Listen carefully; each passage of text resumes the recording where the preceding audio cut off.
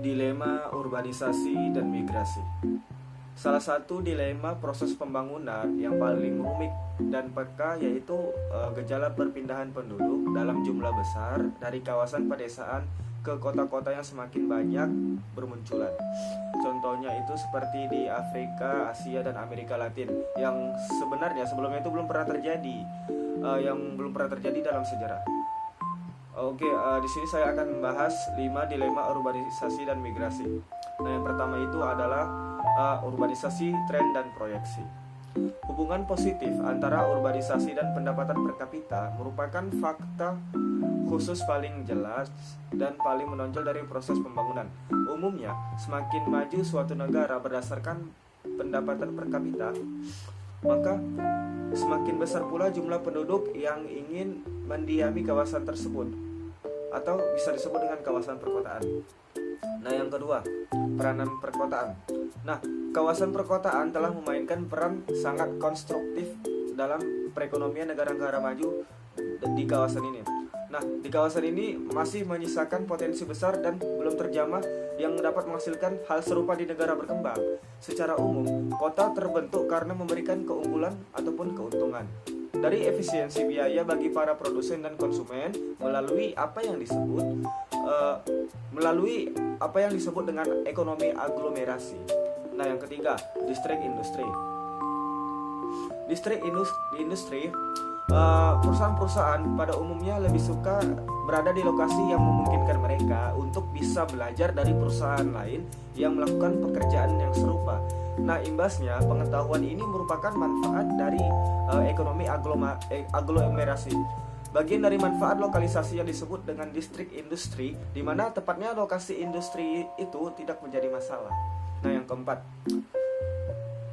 sekolah perkotaan yang efisiensi. Ekonomi lokalisasi tidak bermaksud mengatakan bahwasanya efisiensi ini akan tercapai ketika semua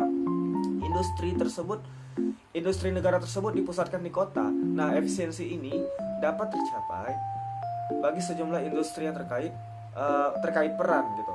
Contohnya itu industri yang memiliki keterkaitan yang kuat ke hulu dan ke hilir, tetapi tidak manfaatnya bagi industri yang berkaitan untuk menempatkan diri pada lokasi yang sama. Salah satu pengecualian yang menonjol adalah kemungkinan terjadinya imbas dari kemajuan teknologi yang di sebuah industri yang penggunaannya diadaptasikan dalam industri lain. Akan tetapi terdapat juga biaya penumpukan yang penting gitu. Nah, yang kelima, masalah yang ditimbulkan di kota raksasa. Ada kalanya sebuah kota akan menjadi terlalu besar sehingga tidak dapat mempertahankan biaya industri yang berlokasi di tempat itu pada tingkat minimum. Di negara-negara maju, sejumlah kota inti lainnya seringkali berkembang di dalam wilayah metropolitan yang luas, yang memungkinkan wilayah itu secara keseluruhan memperoleh manfaat. Nah, pada saat yang sama dapat menurunkan biaya, ataupun kota-kota baru akan berkembang di wilayah lain yang benar-benar di negara itu.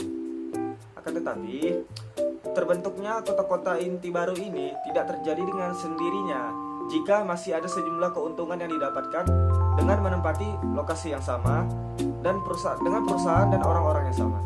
Mungkin itulah yang dapat saya sampaikan. Sekian dan terima kasih. Baiklah, di sini saya akan menjelaskan pengertian kemiskinan dan paradigma kemiskinan. Kemiskinan adalah ketidakmampuan untuk memenuhi standar minimum kebutuhan dasar yang meliputi kebutuhan makanan maupun kebutuhan non-makanan.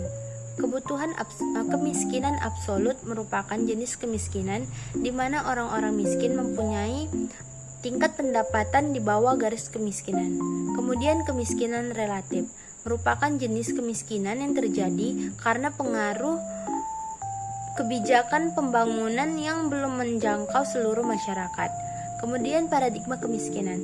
Paradigma kemiskinan tidak lagi melihat orang miskin sebagai orang yang serba tidak memiliki, melainkan orang yang memiliki potensi yang dapat digunakan dalam mengatasi kemiskinannya. Paradigma baru menekankan pada apa yang dimiliki orang miskin ketimbang apa yang tidak dimiliki orang miskin. Potensi orang miskin tersebut bisa berbentuk aset personal dan sosial, serta berbagai strategi penanganan masalah yang telah dijalankan secara lokal. Baiklah, selanjutnya saya akan menjelaskan bagian yang C, yaitu sektor informal di urban area. Berdasarkan pengamatan di beberapa negara berkembang yang menunjukkan bahwa bertambah banyaknya tenaga kerja perkotaan ternyata tidak tampak dalam statistik pengangguran sektor formal. Banyaknya pendatang baru ke dalam angkatan kerja di kawasan perkotaan tampaknya telah mendorong orang-orang ini untuk menciptakan lapangan kerja sendiri atau bekerja pada perusahaan kecil milik keluarga. Perkiraan bahwa tingkat pertumbuhan penduduk di kawasan perkotaan di negara berkembang yang tinggi akan terus berlanjut, sementara sektor formal pedesaan dan perkotaan semakin tidak mampu menyerap tambahan tenaga kerja. Banyak perhatian kini dicurahkan terhadap peran sektor informal yang berfungsi sebagai obat mujarab untuk mengatasi masalah pengangguran yang semakin besar.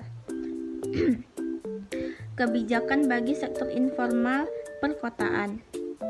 Dalam hubungannya dengan sektor-sektor lainnya, sektor internal terkait dengan sektor pedesaan dalam arti bahwa sektor ini memungkinkan tenaga kerja yang berlebihan untuk keluar dari kemiskinan ekstrim dan kondisi setengah menganggur di desa. Meski harus menjalani kehidupan serta kondisi kerja dan pendapatan yang sering kali tidak jauh lebih baik. Selanjutnya D, yaitu potret perempuan urban. Sejumlah studi mengatakan bahwa jika perempuan dalam memperoleh kredit dalam melaksanakan usaha kecil, dalam melaksanakan usaha sektor informal mereka, tingkat pelunasan kredit itu sama atau melebihi tingkat pelunasan laki-laki. Selain itu, karena perempuan dapat menggunakan modal secara lebih produktif dan memulai usaha mereka dengan sejumlah investasi yang jauh lebih sedikit. Tingkat kembalian atas investasi mereka jauh lebih tinggi daripada laki-laki. Assalamualaikum warahmatullahi wabarakatuh. Perkenalkan, nama saya Nugrah Ramanda Lubis. Di sini saya akan menjelaskan tentang migrasi dan pembangunan. Migrasi memperburuk ketidakseimbangan struktural antar desa dan kota melalui dua cara langsung, yakni yang pertama adalah dari sisa penawaran. Migrasi internal meningkatkan jumlah pencari kerja di perkotaan relatif terhadap pertumbuhan penduduk perkotaan secara tidak proporsional, di mana hal ini juga telah mencapai tingkat yang belum pernah terjadi sebelumnya dikarenakan besar dan jumlah orang muda berpendidikan baik dalam sistem migran. Yang kedua, dari sisi permintaan, upaya menciptakan lapangan kerja di perkotaan umumnya lebih sulit dan memerlukan biaya besar ketimbang menciptakan lapangan kerja di pedesaan karena diperlukan input sumber daya komplementer yang cukup besar bagi hampir semua pekerjaan sektor industri. Yang kedua, ada teori rural urban migration. Pembangunan ekonomi Eropa Barat dan Amerika Serikat terkait dengan pemindahan tenaga kerja dari desa ke kota. Karena sektor pedesaan didominasi oleh aktivitas pertanian dan sektor perkotaan berfokus pada industrialisasi. Sebagai ringkasan, model migrasi Todaro memiliki 4 karakteristik sebagai berikut. Yang pertama, migrasi terutama didorong oleh pertimbangan ekonomi rasional. Yang kedua, keputusan migrasi tergantung pada pertimbangan mengenai selisih antara upah pedesaan dan upah perkotaan. Yang ketiga adalah probabilitas mendapatkan pekerjaan di perkotaan. Yang keempat adalah migrasi yang lebih tinggi tingkat pertumbuhan kesempatan kerja di perkotaan. Sekian dari saya, wabillahi taufiq wal hidayah. Wassalamualaikum warahmatullahi wabarakatuh.